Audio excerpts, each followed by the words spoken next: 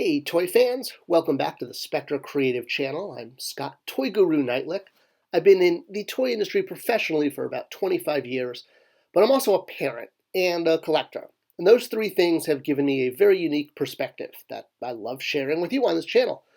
So today I want to talk about helping the toy industry. How are toy companies trying to, I guess, shall we say, save the toy industry? And no, I'm not talking about bringing Toys R Us back. There are three distinct trends that toy companies are actively pursuing that they're hoping are just the golden egg that will suddenly save toys. And I'm here to tell you that all three are dead wrong. Let's talk about those. So the first trend is 3D printing. Now, I have nothing against 3D printing. I love 3D printing. In fact, Shapeways is a company that does 3D printing amazingly. I love using them. You check them out at shapeways.com. There's a free plug. But 3D printing has its place, and 3D printing as a toy, or 3D printing toys that are going to be played with, well, that's a toughie. Because 3D printing at this point is much more of a sort of a fix, like an industrial solution. You know, you can fix old toys maybe with 3D printing, or you could print small collectibles, things that aren't really meant to articulate or, just going to go on your shelf. But anything kind of beyond toy statues, for lack of a better word, 3D printing really isn't there in terms of, actually having articulated or RC cars that race, or dolls that can actually have dresses. It's really more of a solution for businesses. So how has the toy industry tried to use 3D printing to solve the toy industry? Well, the first example I want to talk about is 3D It by Jakks Pacific. So 3D It was a wax melting machine that would essentially, you would put in a stick of wax, it would heat up in the machine, and then it would cover these kind of skeletons with bodies, more or less, and then you would clip them together, wrap stickers around, and you could have little mini action figures. And it worked as far as articulation because the wax was just wrapping around a skeleton. That's what you're looking in the bottom left corner there. There's a better view of what the skeletons look like. So it's essentially a pre-articulated figure that you're covering in wax and then covering in stickers to make more or less an action figure. And it was promoted as sort of a low-cost 3D printing solution for kids so that kids could 3D print. Well, the problem was, I guess for lack of a better word, it didn't really work. The wax heated up really hot and would melt and, sometimes not cause burns, but I mean, it would get really hot to handle. And getting the figures to actually work, getting all of the wax into the mold, popping it out, it was really difficult. It was reissued later in a girls' version with different colors, because girls like pink and boys like black, right? Well, actually, we're going to get into that later. And, some more girl-specific characters like pets as opposed to action figures. But fundamentally, it was too hard to use, and it was too hard to make these little wax figures. And this wasn't really 3D printing. This was sort of mock 3D printing because you're just melting wax onto skeletons. You're not actually, fully 3D printing an action figure. It's more of an arts and crafts project is what this was, using 3D printing as a trend to promote it. Great idea. I mean, great idea in theory, but again, part of that trend, that 3D printing is one of those three things that's going to save the toy industry. Another example of this comes from good old Mattel. So back in the day, you may remember a Mattel toy called the Super Thing Maker, or just the Thing Maker. It was a toy in the 1960s that actually worked a lot like what Jakks just did, where you would basically pour hot plastic into molds. There's the molds, which actually look a lot like toy tooling. I should use these images to explain how toy tooling works. And yeah, you would basically pour the hot plastic into the molds and clamp them shut. And, it came with like the plastic goo. And I think then you would heat it up in the oven, I want to say, if I remember correctly. And then, yeah, it would pop out and you would get a little rubbery toy, like a spider or, a little army man. Fast forward to modern times, and Mattel issued ThingMaker, call it 2.0. This was an actual 3D printer for home. It literally was a 3D printer, just like, the professional ones that I talked about in the beginning of the video. And it was promoted as kind of a all-in-one ecosystem for kids and families to 3D print toys. It combined the app and the ThingMaker, and you could make all sorts of awesome articulated toys. Granted, you had to make every single piece, every leg piece. I mean, articulated meant, a lot of pieces for a lot of assembly. So it was banking on the goodwill, I guess, that the old toys name had in pop culture, ThingMaker, that, that would bring back happy memories and that it would make, happy family memories again. The problem with this one is the cost of the device was about $400. And that's just a little expensive even for a big holiday gift. Plus, it also had that whole app interaction thing where you could use the app to design your toy and then, tell the ThingMaker how to make it. So, it was trying to sort of be a mini computer, if you will. Speaking of apps and toys, here brings us to number 2, the other fallacy, the second one, of what is going to save the toy industry. First, it was 3D printing, and the second one is apps.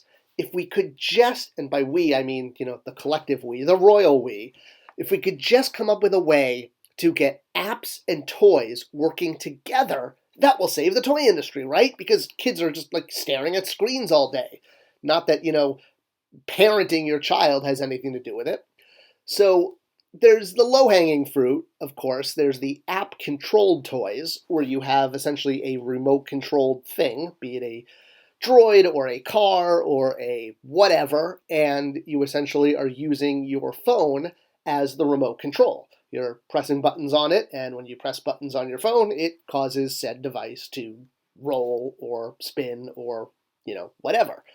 And everyone and their mother or father or great aunt and uncle have one of these in their line. I mean, tons of companies are doing this with this whole, oh yeah, you could really race your car, and it works with an app because the app controls the car, and now we've found that magical solution where app and car work together.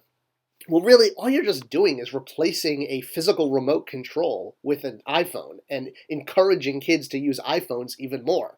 So, yeah, not the solution. Another one this one was, again, specific to Mattel, and I'm not picking on Mattel, they tend to innovate a lot and try new things. I mean, good for them. But again, the whole idea of we can find a way to combine apps and toys and iPhones and toys. They had a line called Apptivity, literally called Toy Meets Tablet. They had licensed product, homegrown product. It was all these little kind of mini figures that would interact by putting them on the iPad and moving them around. And as you moved them around, the environment on the iPad would change. Honestly, a very good innovative idea. Maybe this was going to find a way to combine toys with apps and screens. But there was an issue. So on the bottom of all of these Apptivity little figurines that would move around on the screen, as kids would race a Hot Wheels up their screen, and the screen would produce unlimited road and track digitally, if you will. I mean, again, good idea in theory, kind of like communism is a good idea in theory. Lots of things are good in theory. Well, it left the iPads horribly scratched. The little Apptivity toys would literally just scratch mom and dad's iPad and destroy them. So, didn't work in the end. But again, that whole idea, if we could just combine apps and screens with toys, it'll save the toy industry. So will 3D printing, right? That'll save the toy industry. Yeah, not so much. I mean, these are not the be-all saviors that everyone wants. And a big reason for screens not doing that is because of the dopamine.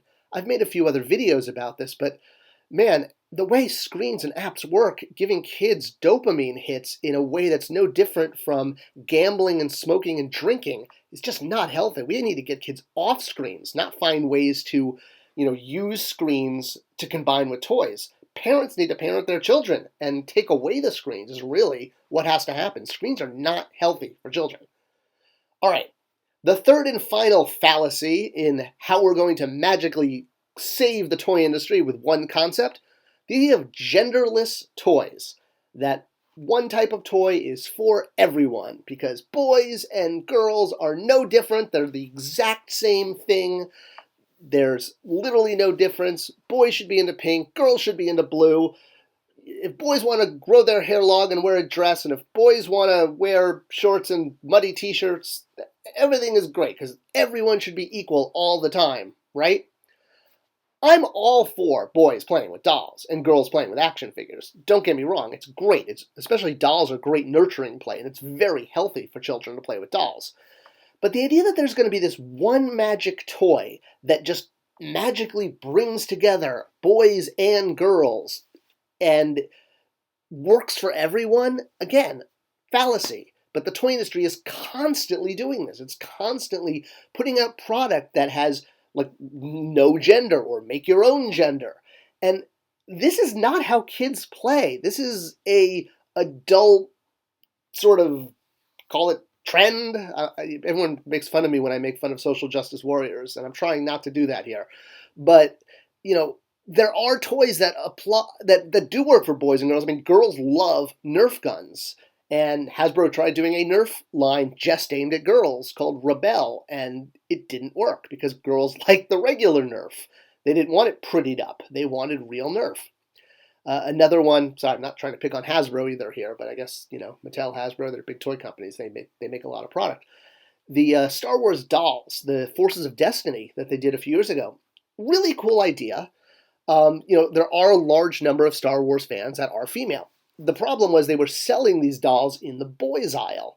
And hair play, which is how boys, girls, anyone engages with dolls, that's a different play pattern and a different aisle. If they had sold these in the doll aisle next to Monster High, probably would have done much better.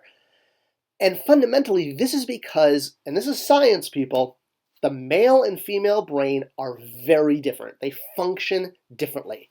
The proof of this when it comes to toys is Lego. So Lego is one of those magical toys that does appeal to boys and girls. But the thing is, it's not that rubber ducky that I showed a few slides ago. It's not one toy that equally works for boys and girls. Lego spent a huge amount of money, millions of dollars, trying to figure this out. And they did figure it out, that essentially boys and girls, while they both love Lego, they play with Lego very differently. And that's why Lego created the Lego Friends line for girls, because they spent millions of dollars and a huge amount of man hours, woman hours, person hours, people hours, trying to, not to offend anyone here.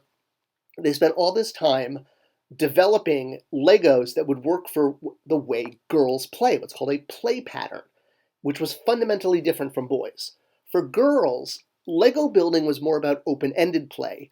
They wanted to be able to go into the buildings and out of the buildings. They didn't want roofs. They wanted things that were very easy to get to. And it was more of a communal thing and about playing with friends. And all the buildings were sort of like half buildings, if you will. They weren't full structures. They were things that you could easily get into.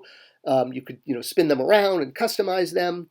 But they were more about what's called open-ended play, where you could have your adventures, but you weren't constrained with one environment. Boys, on the other hand, for Lego, the way they play with it is they're model makers, more or less. I know that's kind of simplifying it, but what boys like to do with Lego is they like to build things and have them look perfectly exactly like the instructions and then leave them on their shelf, and they become trophies. Very different way from how girls play with Legos. So Lego smartly does this. They offer toys that appeal to boys, and they offer Lego that appeal to girls. They don't take one set and put it out there and say, this is the Lego set for everyone. No, boys and girls have very different play patterns because their brains work different, because, science. It's just the way it is. All right, so what is the solution?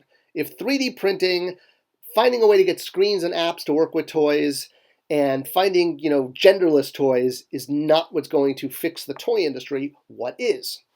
Well, like I said, it's play patterns. I made a video a few months back about this. you have to understand how children emotionally connect with toys and then build to that. Observe children, see how they actually engage with toys. Don't force them to play with a toy in the way you want them to. Actually observe them and make toys based on this emotional connection. And honestly, plug for my company, Spectra Creative, this is what we do. We're all about helping companies and clients develop product with an emotional first jumping off point, understanding that emotional connection and then using that to design product. All right, I hope this video was informative and interesting and funny and cool. If you like it, give it a subscribe and a thumbs up because that tells YouTube to share it with more people. I appreciate that. Hope you enjoyed, and I'll see you guys at the next video. Have a great day. Toys forever.